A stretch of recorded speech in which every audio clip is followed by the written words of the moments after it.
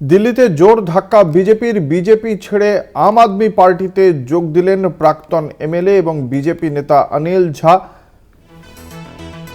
আমরা কথা বলবো, আমাদের সঙ্গে রয়েছেন আমাদের পলিটিক্যাল এডিটর আশিস চট্টোপাধ্যায়। আশিস দা, এই যে একদিকে কৈলাশ গেহলট বেরিয়ে গেলেন আম আদমি পার্টি থেকে, অন্যদিকে আম আদমি পার্টিতে যোগ দিলেন অনিল ঝা, কিভাবে দেখছে জাতীয় রাজনীতি এই ঘটনাকে?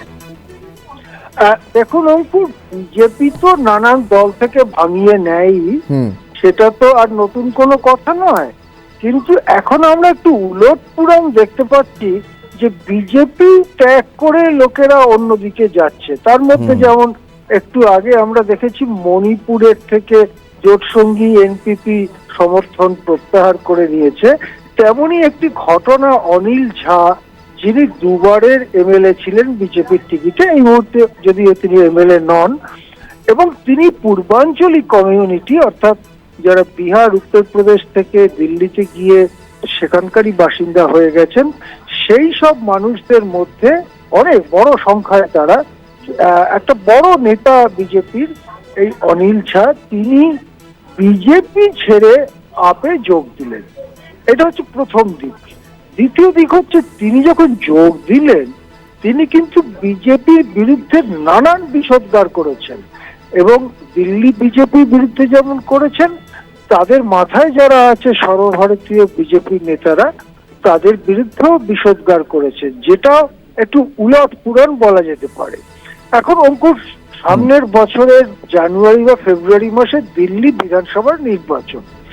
এবারে নির্বাচন দিল্লিতে কিন্তু একটু অন্য ধরনের ব্যাপার। তার কারণ অরবিন্দ কেজরিওয়াল এবং তার পুরো ক্যাবিনেটকেই প্রায় গ্রেপ্তার করে জেলের ভেতর ঢুকিয়েছিল নানা কেন্দ্রীয় সংস্থা, ইডি, সিবিআই ইত্যাদি, নানা রকম অভিযোগের ভিত্তিতে।